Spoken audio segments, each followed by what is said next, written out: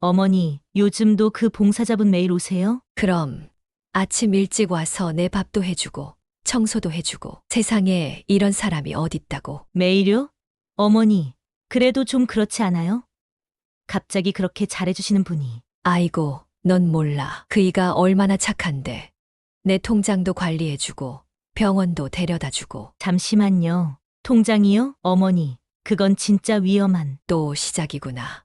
너희들은 바빠서 나 한번 찾아보지도 못하면서 그이는 하루도 거르지 않고 찾아와. 내 딸보다 낫다니까. 그게 문제라고요. 자식보다 더 잘해주는 사람이라니. 요즘 그런 수법으로 노인분들 노리는 사람들 많다던데. 허이고 사람 보는 눈이 있어. 그이는 달라. 내가 몇 달을 봤는데.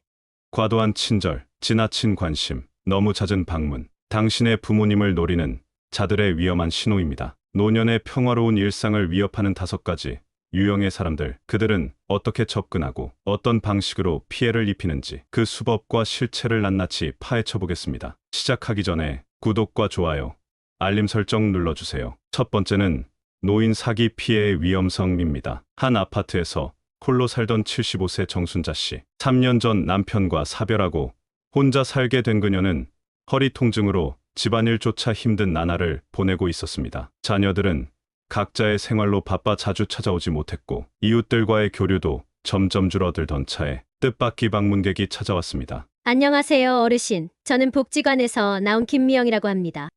어르신께서 허리가 많이 불편하시다고 해서 찾아뵈었어요. 아, 그러세요. 근데 복지관에서 어떻게? 주민센터에서 소개받았어요. 어르신 혼자 지내시기가 많이 힘드시죠? 제가 이제부터 일주일에 2번씩 찾아뵐 텐데 말동무도 해드리고 장보기도 도와드리고 어르신 허리 아프신데 무거운 것도 들면 안 되시잖아요. 아이고, 그래 주시면 얼마나 좋아요. 근데 복지관에서 이런 것도 해주나요? 네. 요즘은 1인 가구 어르신들을 위해서 이런 돌봄 서비스를 많이 시작했어요. 제가 어르신 살펴드릴 테니까 걱정 마세요. 매주 화요일과 금요일 그 봉사자는 어김없이 찾아왔습니다. 보일러 온도를 체크하고 냉장고 속 유통기한도 확인해 주었습니다. 심지어 청소기를 돌리다가 허리 아픈 정순자 씨의 모습을 보면 얼른 뺏어가며 본인이 직접 해주었습니다. 어머, 미영아, 이렇게까지 안 해도 되는데. 어르신, 제가 친정엄마 모시듯 해드릴게요. 제가 어르신 딸이라고 생각하시고 편하게 말씀해주세요. 3개월이 지난 어느 날이었습니다. 어르신, 이따가 장 보러 가야 하는데 제가 마트 카드로 결제하면 포인트가 더 많이 쌓여요. 현금으로 주시면 제가 나중에 더 많은 혜택으로 봐드릴 수 있을 것 같은데. 그래, 그럼 얼마면 되니? 오늘은 15만 원만 주세요. 어차피 이번 주 장보기랑 생필품 사는 거니까요. 처음에는 장보기 값 정도였지만 점차 요구하는 금액이 커져갔습니다. 어르신, 이 홍삼이 정말 좋은 거예요. 제가 우리 엄마도 이거 드시라고 했더니 허리 통증이 많이 좋아지셨다고. 30만 원이면 3개월치인데 이거 드시면 어르신도 훨씬 나아지실 거예요. 그래도 좀 비싸지 않니? 제가 어르신 건강 걱정돼서 그러는 건데 어르신은 저 안 믿으세요? 결국 정순자 씨는 홍삼을 구매했고 한 달 뒤 실제로 허리 통증이 조금 나아지는 것 같았습니다. 미영아, 내 덕분에 요즘 허리가 한결 낫네. 정말요? 다행이에요. 제가 봐도 어르신 걸음걸이가 훨씬 좋아지신 것 같아요. 어르신, 이제 저 완전히 믿으시죠? 점점 더 깊어지는 관계 속에서 어느덧 김미영은 정순자 씨의 집 비밀번호까지 알게 되었습니다. 장을 보고 돌아와 직접 문을 열고 들어가 냉장고에 식품을 채워넣는 일도 자연스러워졌습니다. 아이고, 미영아, 내가 이렇게 나를 친정엄마처럼 잘 챙겨주는데 이 정도야 뭐. 우리 딸도 너만큼만 챙겨줬으면 좋겠다. 비밀번호는 우리 손주 생일이야. 1015. 어머, 어르신, 손주님 생일로 해놓으시다니. 제가 잘 기억해둘게요. 걱정 마세요. 제가 어르신 통장은 제 통장보다 더 잘 관리해드릴게요. 모든 것은 사기였습니다. 그 봉사자는 복지관과 전혀 관계없는 사람이었고 비슷한 수법으로 여러 노인들의 돈을 갈취해온 전과 산범이었습니다. 다행히 정순자 씨의 딸이 통장 내역을 확인하다가 이상한 점을 발견하고 경찰에 신고하면서 추가 피해는 막을 수 있었지만 그동안 잃어버린 돈은 무려 1,500만 원에 달했습니다. 내가 바보지. 그렇게 잘해주길래 이상하다 했어. 근데 딸내미보다 더 잘해주니까 의심이 안 된 거야. 이제는 누굴 믿어야 할지. 사람이 무서워. 누군가 당신의 부모님께 자식보다 더 잘해준다면 그것은 경계해야 할 첫 번째 신호일 수 있습니다. 전문가들은 노인을 노리는 사기범들의 가장 큰 무기가 바로 과도한 친절이라고 지적합니다. 특히 자녀들과 떨어져 사는 노인들의 외로움을 파고드는 것이 이들의 주요 수법입니다. 대부분의 가해자들은 피해자의 신뢰를 얻기 위해 의도적으로 친밀감을 쌓아갑니다. 하지만 이것은 단순히 노인분들만의 책임이 아닙니다. 오히려 이는 우리 가족들에게 던지는 경고이기도 합니다. 부모님께 누군가 유난히 잘해준다면 그때야말로 우리가 더 자주 찾아뵙고 더 많은 관심을 가져야 할 때입니다. 사기꾼의 접근을 막는 가장 확실한 방어는 다름 아닌 가족의 따뜻한 관심과 사랑이기 때문입니다. 두 번째는 가족 사칭 사기입니다. 한밤중에 울린 다급한 전화. 68세 박영순 씨는 깜빡 잠이 들었다가 전화벨 소리에 화들짝 놀라 수화기를 들었습니다. 여보세요. 엄마, 나 아들. 정민이니? 이 시간에 웬일이야? 엄마, 내가 지금 큰일 났어. 교통사고가 났는데 합의금을 지금 당장 보내줘야 해. 떨리는 목소리로 말하는 아들. 평소와는 다른 것 같으면서도 분명 아들의 목소리 같았습니다. 정민아, 무슨 일이야? 다친 데는 없어? 다리를 좀 다쳤어. 근데 상대방이 임신부라서 병원비랑 합의금을 오늘 밤에 해결해야 한대. 그래서 얼마가 필요한데? 3천만 원만 보내줘. 엄마, 제발. 안 그러면 내가 감옥에 가야 할 것 같아. 3천만 원이라니. 그렇게 큰 돈을 어떻게? 집에 있는 돈 다 모아서. 안 되면 전세금이라도 빼서. 제발, 엄마, 나 살려줘. 박영순 씨는 머릿속이 하얘졌습니다. 실제 아들에게 전화를 걸어보려 했지만 엄마, 내 폰 깨졌어.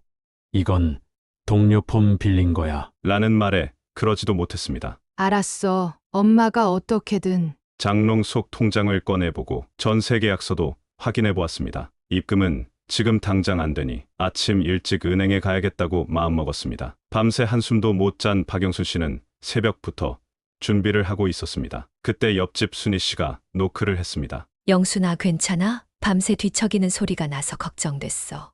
아이고, 순이야. 우리 성민이가. 왜? 성민이가 어쨌는데? 박영순 씨가 밤사이 있었던 일을 이야기하자 순희 씨의 표정이 급격히 굳어졌습니다. 잠깐만, 영순아. 그거 보이스피싱 같은데. 아니야, 분명 성민이 목소리야. 내 아들 목소리를 내가 모르겠어? 아니, 내 말 좀 들어봐. 지난달에 나도 똑같은 전화 받았어. 교통사고라고. 임신부랑 부딪혔다고. 말하는 거 보면 완전 똑같은데. 하지만 박영순 씨는 쉽게 믿지 못했습니다. 그래도 만약에 진짜면 어떡해? 성민이가 감옥에 가면. 그러니까 확인부터 하자고. 너 성민이 회사 전화번호 알지?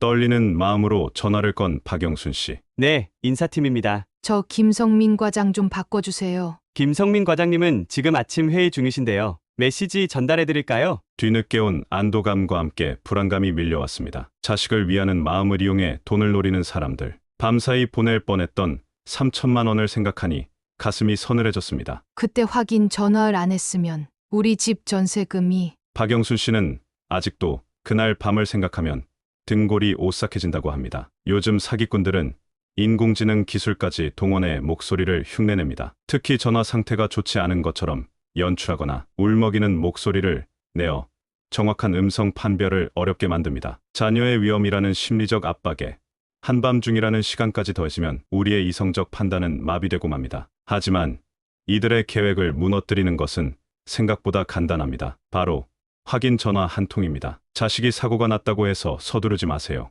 오히려 침착하게 확인하세요. 확인할 시간은 충분합니다. 확인을 방해하는 것이야말로 가장 큰 위험 신호니까요. 세 번째는 환심을 사는 사기꾼입니다. 어르신들, 제가 오늘 특별한 거 가져왔어요. 백화점에서 20만 원 넘게 팔리는 프리미엄 홍삼인데 7만 원에 드릴게요. 어르신들 건강하시라고. 젊은 여성은 먼저 고급스러운 쇼핑백에서 홍삼을 꺼내 보여줬습니다. 백화점 로고가 찍힌 쇼핑백, 반듯하게 포장된 상자, 심지어 품질 보증서까지 있었습니다. 이거 직접 먹어보세요. 진하죠? 백화점에서 파는 거랑 똑같은 거예요. 시음용 홍삼을 건네받은 어르신들의 눈이 휘둥그레졌습니다. 어머, 이거 향이 끝내주네.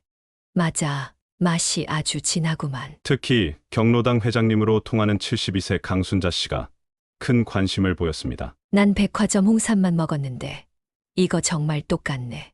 근데 어쩜 미리 싸게 파나? 아, 저희가 백화점에 납품하는 업체거든요. 백화점은 인건비, 관리비 때문에 비싸게 팔 수밖에 없어요. 근데 저희는 직접 모시고 다니니까 이 가격에 드릴 수 있는 거예요. 한 달 뒤 두 번째 방문에서는 녹용 진액을 가져왔습니다. 저번에 홍삼 드신 분들 어떠셨어요? 아이고, 그거 먹고 진짜 좋더만. 요새 부쩍 기운이 나. 우리 영감도 허리 아픈 게 나아졌다 하더라고. 나는 잠도 잘 오고. 확실히 달라.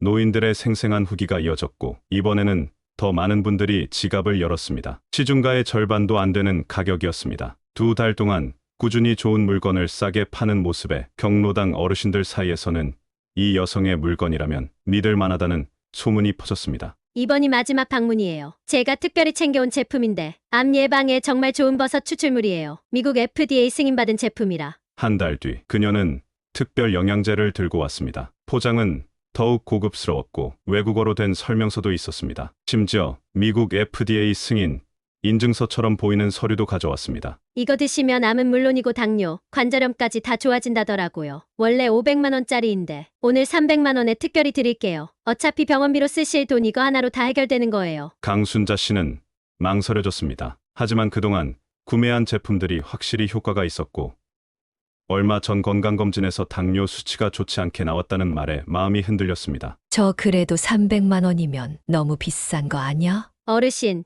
미국에서는 달러로 5만 불에 팔리는 거예요.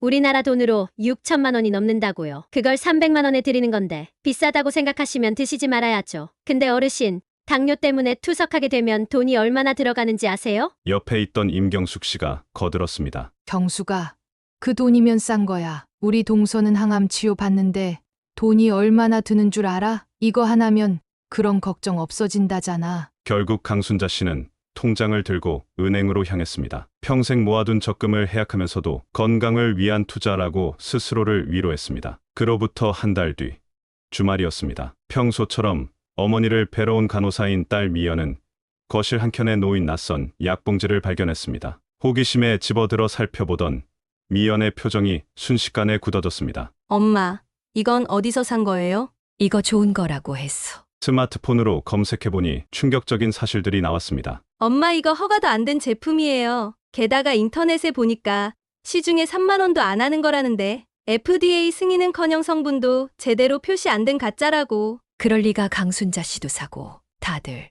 미연은 바로 경찰서에 신고했습니다. 제품 포장과 영수증을 들고 소비자 보호원도 찾아갔습니다. 하지만 현금으로 거래된 데다 판매자의 어떤 연락처도 남아있지 않았습니다. 다른 피해자분들도 많이 계시네요. 근데 현금 거래라 추적이 어렵고 업체 정보도 전부 가짜라 시간이 걸릴 것 같습니다. 경찰과 소비자 보호원을 돌아다니며 미연은 더 많은 사실을 알게 됐습니다. 같은 수법으로 피해를 본 노인분들이 한둘이 아니었던 겁니다. 큰 충격은 그 제품들이 가짜인 것은 물론이고 제대로 된 성분 표시도 없어 건강에 해로울 수 있다는 점이었습니다. 작은 신뢰로 시작된 거래가 결국 큰 피해로 이어졌습니다. 처음에는 좋은 물건을 정말 싸게 파는 척, 그 다음에는 효과 있는 제품인 척, 이렇게 신뢰를 쌓아 마지막에 큰 돈을 가로채는 것이 바로 이들의 수법입니다. 강순자 씨가 석 달 동안 건강식품에 쓴 돈은 500만 원. 평생 모은 적금까지 해약했지만 그 돈은 이제 다시 찾을 수 없게 되었습니다. 하지만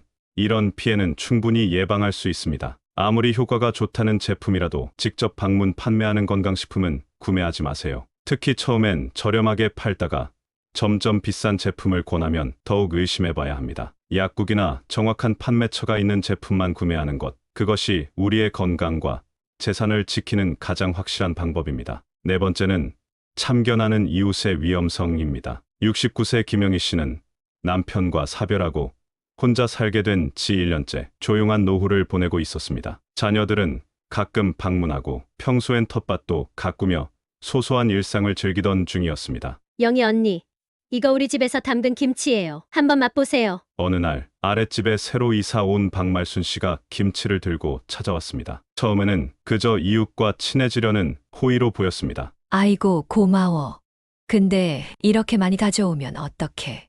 아니에요. 저도 혼자 사는데 이렇게라도 서로 나누면서 지내요. 하지만 그날 이후 김영희 씨의 평화로운 일상은 완전히 깨져버렸습니다. 언니, 저예요. 아침 식사하셨어요? 다음 날 아침 8시 박말순 씨는 현관문을 두드렸습니다. 그리고는 그대로 소파에 자리를 잡았습니다. 제가 커피 끓여드릴게요. 언니는 앉아 계세요. 남의 집 부엌을 자기 집처럼 드나들며 커피를 내리고 심지어 냉장고도 마음대로 열어보는 모습에 김영희 씨는 당황스러웠습니다. 아유, 말순 씨. 나는 아침엔 간단히 먹으려고 했는데. 제가 있는데 어떻게 그러세요? 제가 꼭 챙겨드릴게요. 그렇게 시작된 박말순 씨의 방문은 점점 더 길어졌습니다. 아침에 와서는 점심때가 되어도 돌아갈 생각을 하지 않았습니다. 언니, 점심 뭐 해 먹을까요? 제가 도와드릴게요. 아니, 나는 점심은 간단히. 어유, 제가 있는데 어떻게 혼자 드세요? 같이 먹어요. 점심을 먹고 나면 드라마를 본다며 소파에 눌러 앉았고 오후가 되면 저녁거리를 걱정했습니다. 밤 10시가 다 되어서야 마지못해 일어나는 날이 반복되었습니다. 어느 날 딸이 전화를 걸어왔습니다. 엄마, 요즘 어떻게 지내요? 아유, 그냥 그렇지 뭐. 엄마 목소리가 왜 그래? 무슨 일 있어? 아니, 아랫집 사람이 맨날 와서. 그 주 주말에 딸이 찾아왔습니다. 하지만 그날도 어김없이 박말순 씨가 와 있었습니다. 어머, 따님이세요? 저는 아랫집 사는 말순이에요. 제가 매일 와서 영희 언니 외로우지 않게 해드리고 있어요. 딸은 그제서야 어머니의 한숨이 무엇 때문이었는지 알게 되었습니다. 하루 종일 다른 사람이 집에 있으면서 밥까지 해먹여야 하는 상황. 사실상 어머니는 하루 종일 남을 위해 살고 계신 거였습니다. 이렇게 남의 집을 자기 집처럼 드나드는 사람은 처음부터 분명한 선을 그어야 합니다. 친절을 가장한 채 일상을 침범하고 결국엔 관계까지 통제하려 듭니다. 하루 이틀도 아닌 매일같이 찾아와 시간을 빼앗고 식사를 함께하는 것은 더 이상 순수한 호의가 아닙니다. 이미 이런 상황에 처했다면 단호하게 거절하는 것이 필요합니다. 건강이 안 좋아서 혼자 있어야 한다. 떠나 병원에 다녀와야 한다는 핑계로 시작해보세요. 처음에는 어렵겠지만 이런 일상적인 이유들로 조금씩 거리를 두다 보면 자연스럽게 방문이 줄어들 수 있습니다. 자녀들에게 자주 찾아와 달라고 부탁하는 것도 좋은 방법입니다. 무엇보다 나의 평화로운 노후를 위해 꼭 필요한 일임을 잊지 마세요. 5번째는 과장된 소문으로 평화를 깨는 사람입니다. 73세 최순희 씨의 이야기는 이웃의 작은 하소연에서 시작되었습니다. 아이고, 바쁘다고 설날에도 못 온다네. 아들도 서울에서 잘 되고 며느리도 참 안 돼. 이웃집 김영자 씨의 한숨 섞인 말 한마디였습니다. 하지만 최순희 씨의 입을 거치자 이야기는 전혀 다른 방향으로 흘러갔습니다. 어유, 이영숙 씨. 옆집 영자 씨네 며느리가 말이야. 설날에도 안 온다더라고. 효부상까지 받은 사람이 세상 많이 변했나 봐. 이렇게 시작된 이야기는 입에서 입으로 전해지며 점점 과장되어 갔습니다. 그 며느리 맞아?